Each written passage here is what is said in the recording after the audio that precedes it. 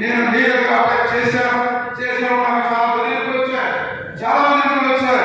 నేను చంపేస్తామని, నిన్ను ఈ రూట్ ఎట్లా మనకు తెలుసు, నువ్వు ఎట్లా చర్య చేస్తావో తెలుసు, నేను చంపేస్తాం, నీ ఇంటికి వచ్చినంత నీ ఆఫీస్ వచ్చినంత అని నాకు చాలా కబుర్లు వస్తే, ఎవరైతే నేను అనుకోవడం కానీ ఒక క్రైస్తవుడిగా ఎవరైతే ఆ రుమాలను తీసుకున్నారో ఇది కొన్నారో వారి కుటుంబంలోనే మాట జరిగింది. వారి కుటుంబంలో దారుణంగా చంపబడ్డారు. ఎందుకు చంపబడ్డారు? పోలీస్ నన్ను ఓట్ చేసింది, నేను ఆయన కేసు వేసుకున్నాను, నన్ను ఓట్ చేసింది. కమా నన్ను ఎంక్వైరీ చేయండి, ఇంటర్వ్యూ చేయండి, ఐఎమ్ రెడీ అన్న. ఎందుకంటే నేను లీగల్గానే బయటపడడానికి డిసైడ్ అయ్యా. ఆ రోజుల్లో ఇల్లీగల్గా కూడా నేను చాలా వెళ్ళాను, ఎన్నో కార్యక్రమాలు చేసిన. నేను వస్తుంటే ఇళ్ళకి తాళ వేసుకున్న రోజులు ఉన్నాయి. అపోజిషన్ వారు నేను వస్తుంటే దండం పెట్టిన దండం పెట్టి మమ్మల్ని చెక్ చేయడం కొట్టద్దని వాళ్ళు ఉన్నారు. నేను వస్తుంటే ఊర్లో పెట్టి నెల తరబడిపోయిన వాళ్ళు ఉన్నారు. నేను అన్ని వదిలేసి సంస్థ కోసం నేను చాలా నా మిస్సెస్కి ఎప్పుడు చెప్తుంటాను, ఎన్ని రాళ్ళు పడ్డా తలంచుకొని ఉందాం, ఎన్ని రాళ్ళు పడ్డా తలంచుకొని ఉందాం, ఇక తప్పదు అన్నప్పుడు నా పవర్ అయితే మళ్ళీ చూపిస్తానని తెలియపరుచుకున్నా.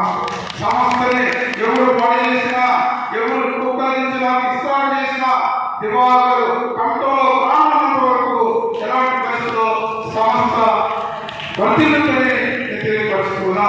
నేను డబ్బులు ఆశించడం లేదు, నేను హెలికాప్టర్ ఆశించడం లేదు, నేను ఇంటికారు ఆశించడం లేదు.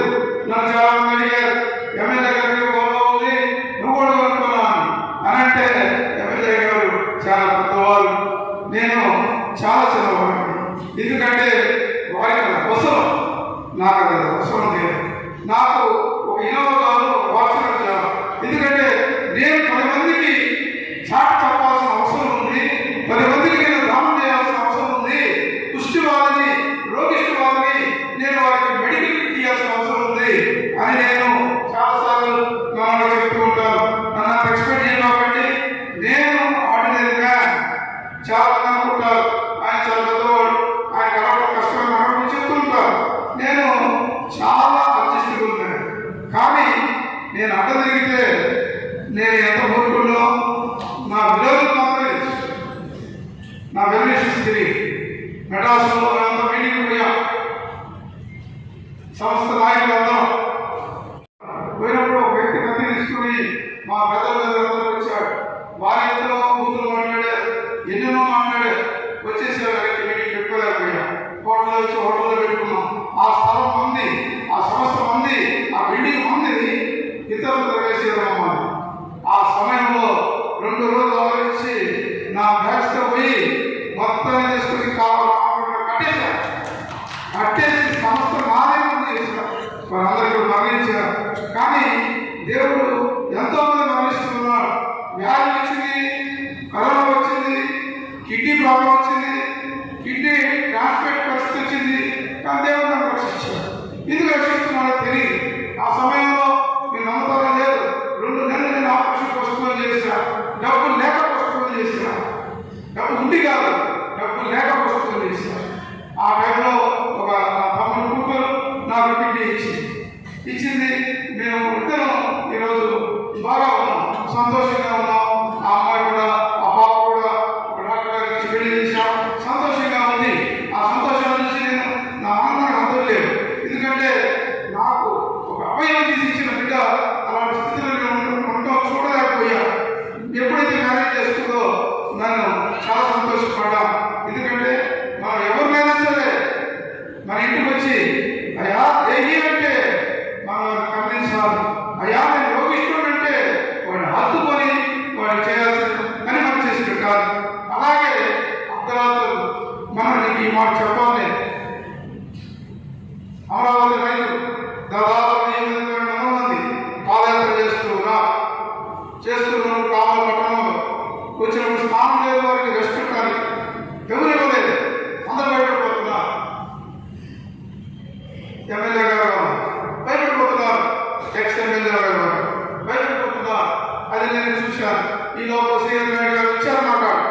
వచ్చి అయ్యా ఇది పరిస్థితి అంటే అలా చేసి మన కాంపౌండ్ అంతా పట్టుకోండి నేను చెప్పాను. చెప్పినప్పుడు వారు వచ్చారు. ఇదే చర్చిలో పట్టుకున్నారు అందరూ. ఈ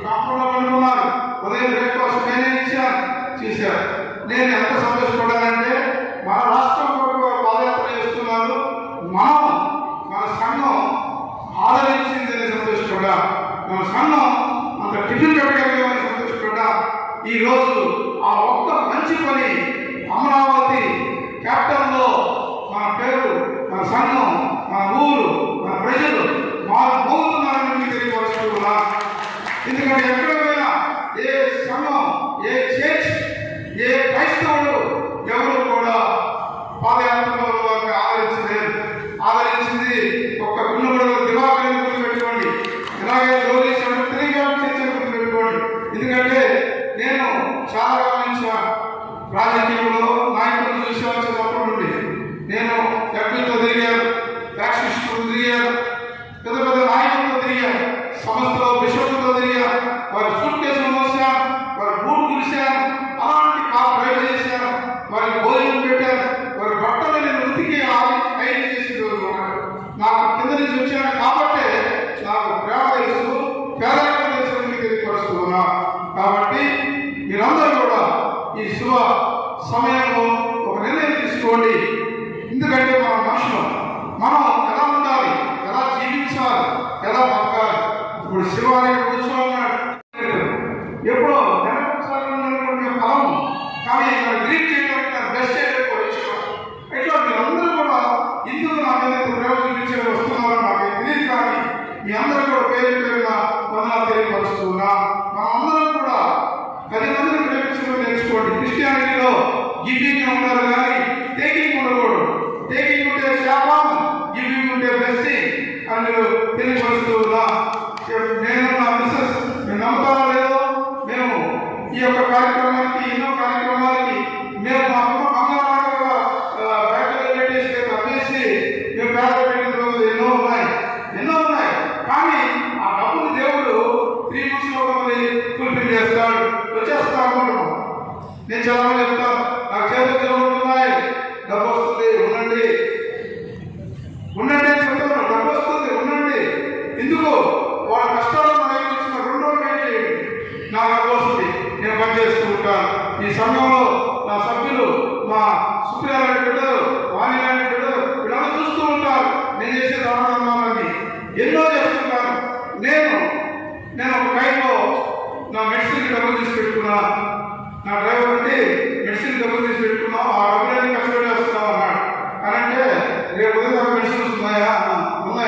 రేపు ఉదయం చూసుకున్నావా? అలాంటి పెట్టాలన్నారు. కాబట్టి దేవుడు నన్ను ఆశీర్వదించాడు. సంస్థను ఇంకా బలపరుస్తాం, సంస్థలో ఉన్నతమైన స్థితికి వెళ్తాం. సంస్థలో ఎవరైనా కర్నూలు అండ్ ఒంగోలు, ఈ కందుకూరు, ఈ 3 ఊర్లు మాత్రమే సంస్థ గురించి కొంతమంది వ్యక్తులు చక్కగా మాట్లాడుతున్నారు. వారికి అవసరమైతే యేసుక్రీస్తు జెరూసలేములో వెంట వాడాడు, వాడి చూపిస్తానని తెలియపరుస్తున్నా. సంస్థ బాగుపడే కానీ దేవుడి కుటుంబం కొనకాలని ఈ సభాముఖంగా తెలియపరుస్తూ ఈ అవకాశం ఇచ్చిన మీ అందరికీ, వేదిక మీద అందరికీ పేరున తెలియపరుస్తున్నాను. ఈ అన్ని విషయాల్లో నా సతీమణి నా ఎవరు ఎంత బాగుంది. అంటే చాలా మంది భార్యలు కూర్చూ ఉంటారు, అది కావాలి చేసేది సమాజ తెలియక చెప్తున్నారు. నా సతీమణి నా జీవనం కానీ ఏ రోజైనా ఈ పని నేను చేస్తున్నానంటే వద్దు అనదు, నన్ను సపోర్ట్ చేస్తుంది, ఫైనాన్స్ చేయడానికి అందిస్తుంది. అన్నం పెట్టాలంటే రాత్రి 12 గంటలకి నా విరోధులు వచ్చి దానికి క్షమాపణ అడిగిన గంటకి నా మిస్సెస్ వాళ్ళకి అన్నం రాత్రి ఒడ్డు పెట్టి మరి భోజనం పెట్టిన రోజులు ఉన్నాయి. ఎవరెవరో మాట్లాడుతున్నారు. విరోధిని క్షమించాలి అంటే మనసు ఉండాలి, విరోధిని దగ్గర చేయాలంటే మనసు ఉండాలి. మిద్ది ఆపోజిట్ కెనరా బ్యాంక్ కావాలి.